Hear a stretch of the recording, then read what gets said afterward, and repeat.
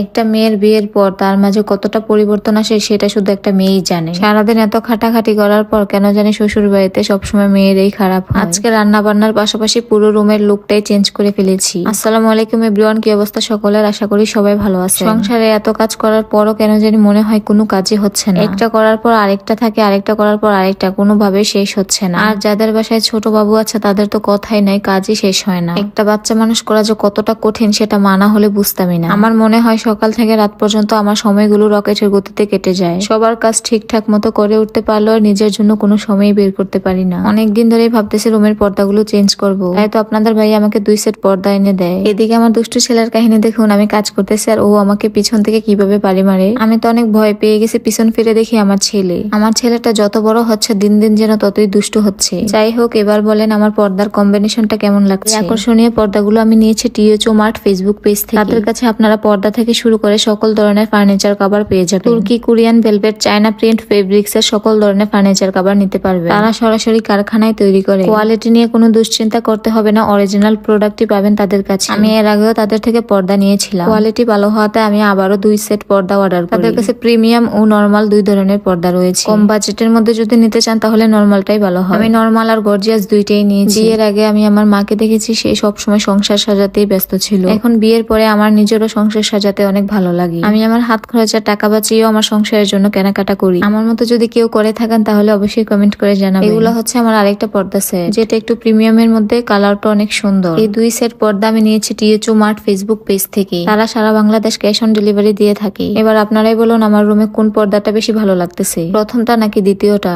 আমার কাছে তো প্রথমটা অনেক বেশি ভালো লাগছে। আমার এখনো মনে পড়ে আমি যখন প্রথমবার এই বাড়িতে আসি তখন আমার রুমে কিছুই ছিল না। আলহামদুলিল্লাহ এখন শূন্য থেকে পরিপূর্ণ হচ্ছি। পর্দা লাগাতে লাগাতে এদিকে আমার ছেলের খাবারের টাইম হয়ে গেছে। সাইফানকে খাওয়ানোর পর আমি আবার পুরো রুমটা সুন্দর করে গুছিয়ে নিব। সকাল থেকে রাত পর্যন্ত সবকিছু গুছিয়ে রাখার পরও দিন শেষে শুনতে হয় কি করো সারাদিন। একটা সংসারে সারাদিন কি কি কাজ করতে হয় সেটা শুধু একমাত্র বিবাহিত মেয়েরাই জানে। অবশ্য এই কথাটা সাইফানের বাবার থেকে অন্য মানুষগুলাই বেশি বলে। সাইফানের বাবা আমাকে যতটুকু সম্ভব সব কাজেই সাহায্য করে, কারণ সে তো দেখে আমি একা হাতে সবকিছু সামলিয়ে উঠতে পারি না। কারো সাপোর্ট পাই আর না পাই, আমি আমার স্বামীর সাপোর্ট সব সময় পাই। এদিক থেকে আমি অনেক বেশি সুখী। সাইফানের খাওয়া দাওয়া শেষ করে তাকে গোসল করিয়ে দিয়েছি, কারণ আমার কাছে সবার আগে আমার সন্তান। সব সময় আমি ঘুম থেকে উঠে সাইফানের খাবার দাবার শেষ করি, তারপরে গোসল করে, তারপরে আমি বাকি সব কাজ করি। সকালে নাস্তা করেছিলাম রুটি আর সবজি দিয়ে। এখন দুপুরে খাবার জন্য সবকিছু রেডি করে নিচ্ছি। রান্না বান্না হচ্ছে প্রতিটা বিবাহিত মেয়ের দৈনিকের কাজ, যেটা না চাইলেও করতে হয়। আজকে দুপুরে খাবারের জন্য ছিল পাবদা মাছের ভর্তা, পালং শাক আর আমাদের গাছের করলা ভাজি। তার সাথে ছিল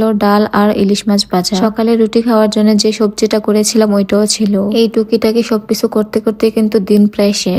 এই ছিল আজকে আমাদের দুপুরের খাবার। আমি আশেপাশে অনেক ফ্যামিলিতে দেখি রান্না নিয়ে স্বামী স্ত্রীর মাঝে অনেক ঝগড়া হয়। এদিক দিয়ে আমি অনেক ভালো আছি, কারণ আপনাদের ভাইয়া আমি যাই রান্না করি না কেন সবকিছুই পছন্দ করে। সো আজকের ভিডিওটা এই পর্যন্তই। সবাই ভালো থাকবেন, সুস্থ থাকবেন। আল্লাহ হাফেজ।